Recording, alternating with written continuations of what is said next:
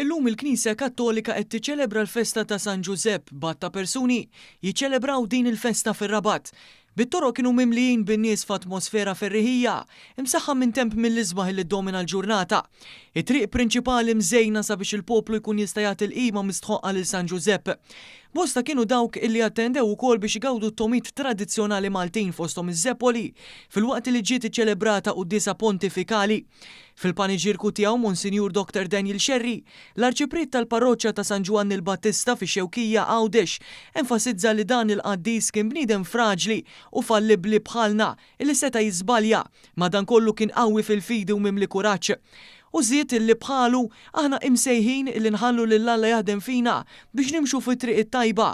Saħaq ukoll li anke San Giuseppe għadda minn mumenti ta' dlam kif jidher fil-ġrajja ta' tnissil ta' Ġesu. Iżda propju f'dawn il-mumenti ħarġu l-kuraġġ u r-reżiljenza tiegħu. Hawnhekk appella biex aħna wkoll fil-preżenza ta' Alla nkunu kuraġġużi u reżiljenti kemm għalina nfusna kif ukoll għall-oħrajn.